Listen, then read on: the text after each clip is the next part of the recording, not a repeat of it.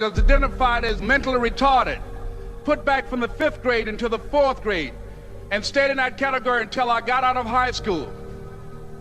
I don't have any college training, but I met a high school teacher who one day changed my life. I was waiting on another student, and when he came in, he said to me, "Young man, go to the board and write what I'm about to tell you." And I said, I can't do that, sir. He said, "Why not?" I said, "I'm not one of your students." He said, "It doesn't matter. Follow my directions now." I said, "I can't do that, sir." He said, "Why not?" I said, "Because I'm educable mentally retarded." And he came from behind his desk and he looked at me. He said, "Don't ever say that again. Someone's opinion of you does not have to become your reality." And as he talked, my heart began to beat fast.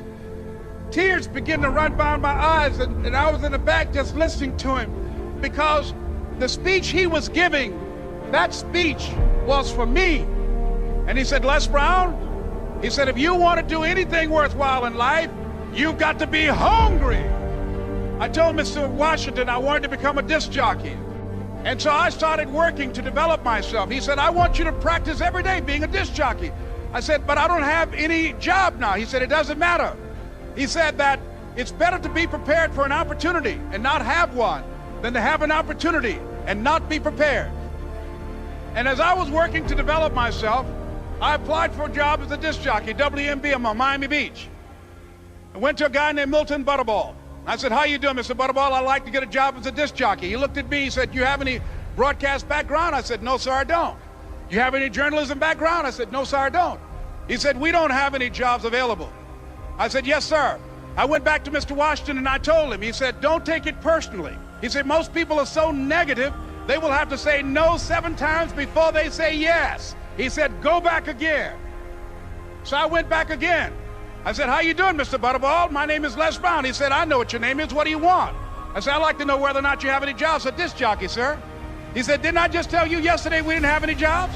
I said, "Yes, sir, but I know whether or not somebody got laid off or somebody was fired, sir."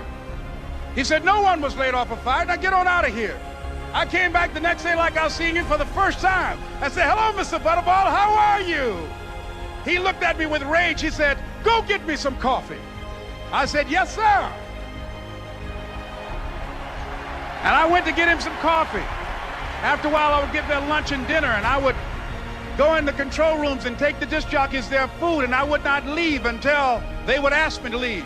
One Saturday afternoon, while I was at the radio station, a guy named Rock was drinking while he was on the air. I was the only one there, looking at him through the control room windows, walking back and forth, young, ready, and hungry. Pretty soon the phone rang, and it was the general manager. And I answered the phone. I said, "Hello?" He said, "Les, this is Mr. Klein." I said, "I know." He said, "Rock can't finish his program." I said, "I know." He said, "Would you call one of the other DJs in?" I said, "Yes, sir." I hung the phone up. I said, "Now he must think I'm crazy." I called my mom and my girlfriend, Cassandra. I said, "Y'all turn up the radio and come out on the front porch. I'm about to come on the air." I waited for about 20 minutes, and I called him back. I said, "Mr. Klein, I can't find nobody." He said, "Young boy, do you know how to work the controls?" I said, "Yes, sir." He said, "Go in there and don't say nothing here." I said, "Yes, sir." I couldn't wait to get behind those controls. I put on an old Stevie Wonder record called Fingertips. I sat down behind that turntable. I said, "Look out, this is me, LB Triple P, Les Brown, your platter playing papa. There were none before me, and there will be none after me. Therefore, that makes me the one and only. Young and single and love to mingle, certified, bona fide, indubitably qualified to bring you satisfaction, a whole lot of action. Look out, baby, I'm your love man." I was hungry. I was hungry.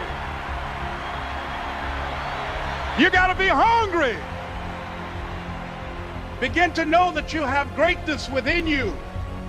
And if just one of you here begin to envision yourselves as being blessed and highly favored to reach your goals, if just one of you capture the essence of what that means, that you have greatness within you and a responsibility to manifest that greatness, that you can make your parents proud, you can make your school proud, you can touch millions of people's lives And the world will never be the same again because you came this way.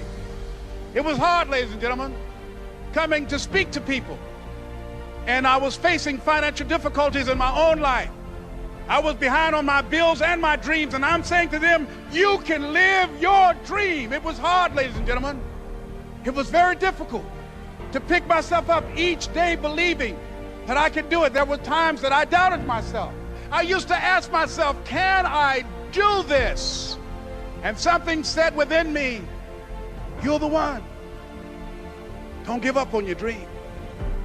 By continuing to push forward, by continuing to run toward my dream, that one day I would have my own talk show. It's a long shot, ladies and gentlemen, from Liberty City, an abandoned building on a floor, never knowing my mother or father. It's a long shot. Being here with you today in this dome in Atlanta, it's a long shot. No college training, labeled educable, mentally retarded, but I kept running toward my dream. Don't stop.